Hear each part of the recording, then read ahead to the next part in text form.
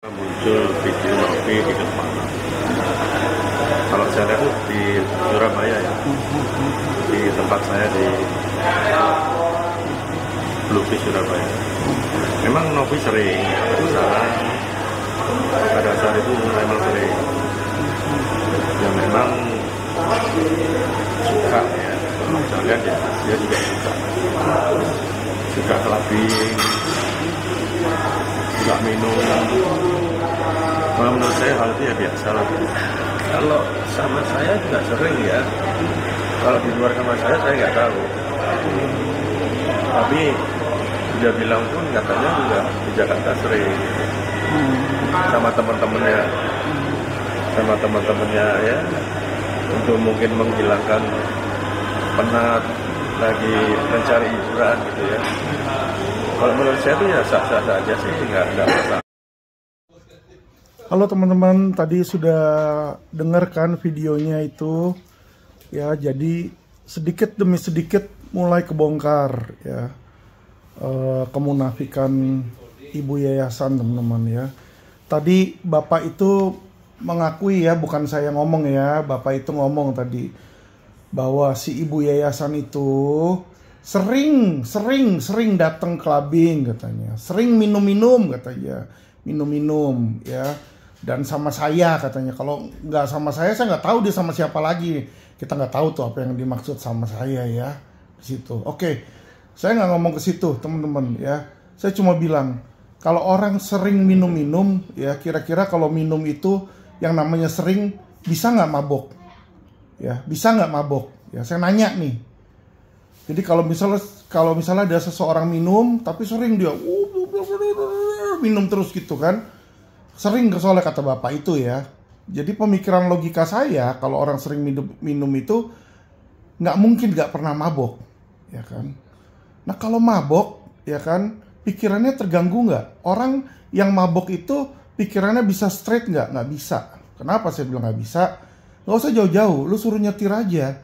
Di Amerika kalau orang mabok dan nyetir di situ, itu kena apa namanya, tilang, ya. Biayanya besar sekali. Kenapa? Di situ, ya kan? Karena kalau mabok itu namanya drunk driving ya, atau kalau di Amerika tuh namanya DUI, driving under influence, ya. Influence apa? Alkohol. Bisa menyebabkan orang untuk pecah fokus dan nabrak, kecelakaan, teman-teman ya. Itu baru nyetir tuh. Kita bayangin nggak seorang ibu ketua yayasan yang datang ke rumah ngurusin bayi, terus dalam keadaan mabok misalnya ya kan, apa jadinya itu sama tuh anak? Terus ODGJ-nya dikasih minum juga dong sekalian dong kalau orang mabok di situ ya. Kadang-kadang kan, sorry nih, di klub belum selesai maboknya, belum selesai, masih mau fly di rumah atau di mana gitu kan, atau di yayasan dia, sikat lagi bos, itulah teman-teman ya. Orang kalau suka melanggar hukum, satu hukum, dia pasti akan langgar hukum lain. Hukum kedua, hukum ketiga, hukum empat. Itu biasanya udah habit teman-teman ya.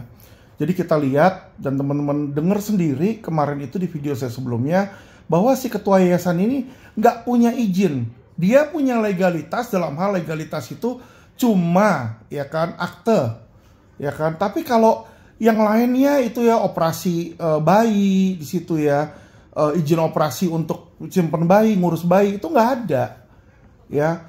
Terdaftar juga kagak, di Kemensosnya juga kagak terdaftar di situ. Itu yang ngomong bukan saya loh, dirjennya si Ibu Mira. Dan ini bukan tahun lalu ngomongnya, baru 1-2 minggu yang lalu, yang waktu saya itu diundang ke Kemensos, itu saya rekam di situ itu videonya ya. Jadi teman-teman, saya bukan mau memfitnah ya. Saya ini adalah lawyer yang disewa ya, di hire, dikasih kuasa oleh Agus ya, untuk melawan Novi.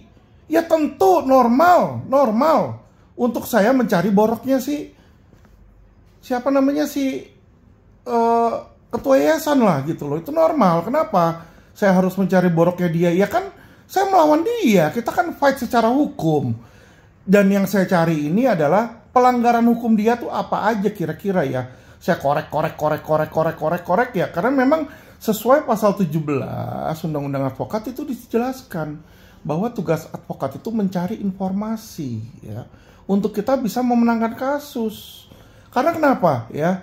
Si ibu ketua yayasan pun dia mencari-cari ya kan untuk jelekin saya. Teman-teman gak usah jauh-jauh lah, lihat aja IG-nya dia.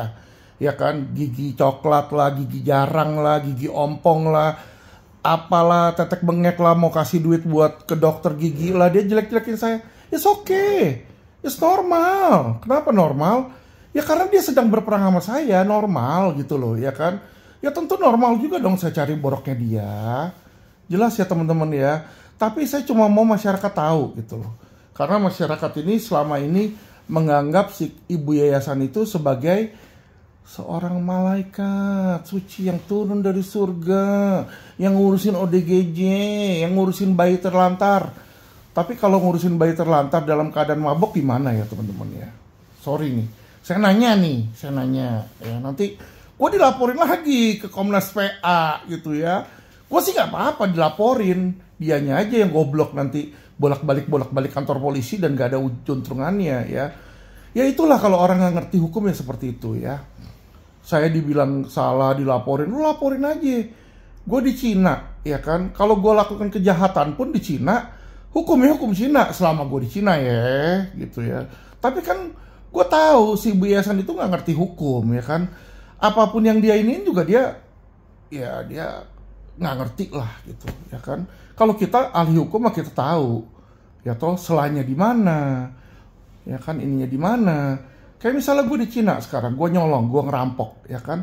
Emang gue dihukum pakai hukum Indonesia walaupun gue orang Indonesia? Kagak bos, hukum Cina ya. Jadi sejak gue pergi ke Cina ya kan, apapun yang gue lakukan itu hukumnya yang mengikat hukum Cina ya. Tapi kan si ibu yayasan nggak tahu. Diam aja, diam. Oke, jadi masyarakat sudah tahu sekarang bagaimana sucinya si ibu yayasan. Ya, gue nggak bilang minum-minum itu dosa ya, enggak. Tetapi akibat dari minum-minum itu bisa menyebabkan dosa. Minumnya emang nggak dosa. Lu mau minum, lu mau tegak semua, mau botol-botol sama gelas-gelasnya juga kagak dosa. Ya kan, tapi akibatnya ketika lu mabok ya kan, badan lu jadi nggak bisa lu kontrol, nah itulah lu bisa berbuat dosa ya. Gua nggak tahu dosa lu apa dari situ kan. Lu bisa pergi ke hotel, lu bisa pergi ke yayasan, lu bisa pergi ke rumah om-om lain, gua nggak tahu karena dibilang kan ada yang sering tuh ya kan, sering sama saya, sering ngapain nih, gua juga nggak ngerti sih ya, karena jujur ngomongannya tadi nggak jelas juga si om-om itu. Saya juga nggak kenal sama om-omnya ya. Anyway, thank you om siapa, saya nggak tahu. Pokoknya yang punya Blowfish Jakarta, saya nggak ada masalah sama Anda. Saya juga nggak jelek-jelekin klub Anda ya. Saya bilang maksiat itu bukan Anda maksiat, tapi saya bilang waktu itu kalau Anda menyimak video saya secara full ya, saya bilang anggota-anggota kayak ormas-ormas Islam yang apa namanya istilahnya konservatif itu menganggap, bukan saya bilang, mereka menganggap bahwa tempat-tempat dugem itu sebagai tempat maksiat. Bukan saya loh, mereka maksud saya. Itu perkataan saya seperti itu. Makanya sering kan kayak ormas FPI dulu kan ngerazia tempat-tempat nightclub, tempat-tempat dugem, tempat-tempat minum air keras gitu kan. Kadang-kadang diusir-usirin orangnya. Ya itu loh gitu loh maksud saya. Bukan sayanya, saya sih nggak masalah. Dan kalau Anda tanya saya pernah nggak ke situ, pernah, saya 2-3 kali. Tapi saya nggak pernah minum alkohol dan saya ke situ menjaga teman saya. Jadi saya disuruh sama teman saya untuk jaga adiknya dia yang lagi mau clubbing. Ya, selesai dari situ adiknya mabok, saya yang gendong di situ. Karena kenapa? Mereka butuh yang namanya designated driver. Ya. Jadi saya jujur tidak pernah mabok seumur hidup saya. Saya sumpah di situ ya. Saya nggak suka minum minuman keras. Saya juga nggak suka ngerokok. Nyium baunya aja saya udah nggak suka gitu. Bukan saya bilang itu barang terlarang atau gimana, enggak. Memang saya nggak suka aja ya. Narkoba pun saya juga seumur hidup saya nggak pernah pakai ya. Itu asal tahu aja. Makanya saya nggak pernah enjoy ke tempat nightclub. Bukannya saya bilang itu jelek, enggak. Bukannya saya bilang itu dosa, enggak. tempatnya tuh nggak dosa. Tempatnya nggak dosa. Minumannya juga nggak dosa. Narkobanya juga nggak dosa. Tetapi dosa itu terjadi ketika kita sudah konsumsi. Itu loh maksud saya ya. Karena ketika kita konsumsi narkoba, ketika kita konsumsi alkohol, otak kita tuh terpengaruh. Dan disitulah kita start doing something yang di bawah kontrol kita. Gitu loh ya. Dimana kita lepas kontrol istilahnya. Misalnya kayak kita mabok. Ada cewek, kita jadi pengen pemerkosa. Atau kita lagi ngefly gitu kan. Pengennya gimana gitu kan. Nah hal-hal seperti itulah yang bisa menyebabkan dosa. Kalau barangnya sih nggak dosa. Tempatnya juga nggak dosa ya. Tapi perbuatan orang masing-masing ya Pak dosa. Jadi don't worry, saya tidak menyerang klub Anda ya kan. Gimana pun juga Anda juga berjasa. Kenapa saya bilang Anda berjasa? Karena Anda buka bisnis dan bisnis itu istilahnya memberikan lapangan kerja bagi orang-orang di situ dan saya nggak tahu Anda punya izin. Kalau memang Anda punya izin, so it's okay, go ahead ya kan. Pemerintah sudah mengizinkan. Saya tidak ada masalah dengan Anda ya. Saya nggak mau memperlebar nih. Ini masalah bukan masalah dengan pemilik klub ya. Saya nggak pernah ketemu Anda, nggak pernah bermasalah dengan Anda, dan tidak mau bermasalah dengan Anda. Saya cukup berlawanan dengan si ketua yayasan. Karena ketua yayasan itulah yang diberikan kuasa kepada saya untuk menggugat, untuk mencari tahu, untuk melawan dia. Oke? Jadi masyarakat, netizen, ya, Anda bisa lihat bagaimana malaikat Anda ini kehidupan sebenarnya, dan ini hanya sebagian teman-teman ya. Sebenarnya saya masih ada bukti-bukti lain ya, bukti-bukti lain ya. Contoh bukti-bukti ada dugaan pelakor ya. Ada bukti dugaan pelakor dan ada bukti dugaan pemalsuan surat teman-teman ya. Tetapi saya bilang ini dugaan. Kenapa dugaan?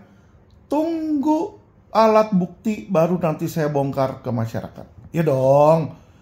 Kalau belum terbukti kita bilang dugaan. Ya, kenapa saya bilang dugaan? Karena saya menerima bukti awal, tapi saya mesti konfirmasi, ya kan, bukti lainnya. Jadi contoh ada bukti pemalsuan surat, ya kan. Saya sedang mengkonfirmasi, memverifikasi ke instansi terkait. Ya, ketika saya memperoleh itu, saya akan bongkar dan saya akan laporkan polisi juga ya. Kita lihat apakah Alvin Lim yang dimasuk dalam penjara atau malaikat suci si yayasan ODGJ dan yayasan bayi ilegal. Oke, terima kasih teman-teman dan salam cerdas hukum.